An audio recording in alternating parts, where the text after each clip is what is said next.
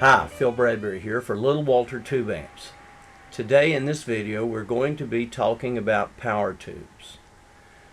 When you decide that you're going to get an amplifier or acquire an amplifier, what is the first thing that you think about at that point? Do you think about speakers? Do you think about wattage?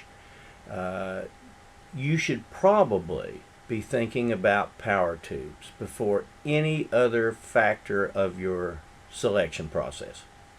In other words, are you going to be playing blues at a small club? Are you going to be playing country at a large theater?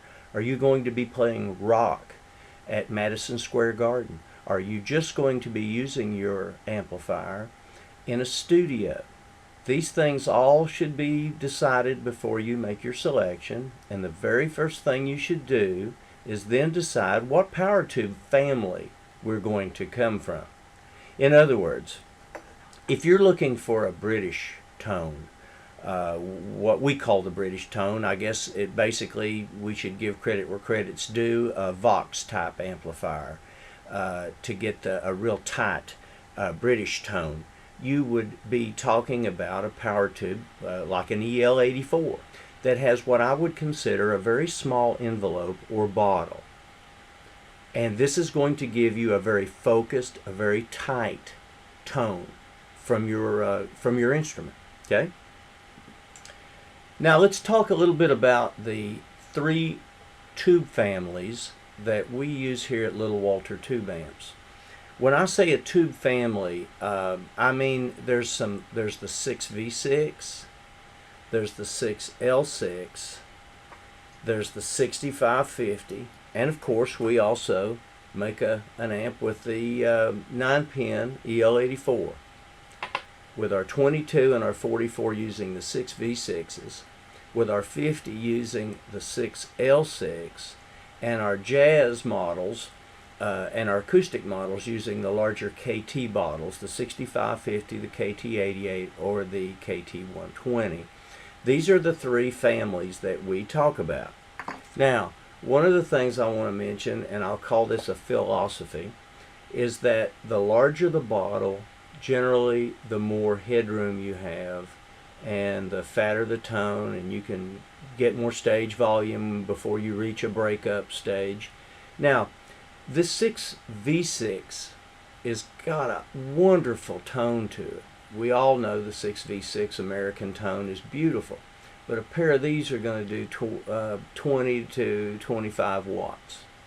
A pair of these are going to do between 30 and 50 watts. A pair of the 6550s or the KT88s could do anywhere up to 75 watts for a pair of these. So although the tubes have a similar tonality, there's very different usages for these tubes. So in other words, if you used my 22 watt amp with a pair of these 6V6s and you took the 50 watt with the 6L6s, you put these amps side by side, set them both at 12 o'clock, the volume knob would be straight up. The 50 with the 6L6 would be really clean and really beautiful tone at that time. Very similar to what you'd hear Vince Gill play on stage. If you took the 6V6 powered amp, the 22, and played it at that same 12 o'clock level, it's going to be broke up really well. My buddy Paul Franklin talks about hair on the tone, where you crank the volume up to a point where you start getting overdrive or breakup. I like the idea of calling that hair. So you're going to get very little hair on a 6L6 at that point, but you're going to get a lot of hair on a 6V6. And understanding these differences will allow you to select the right amp for the right venue.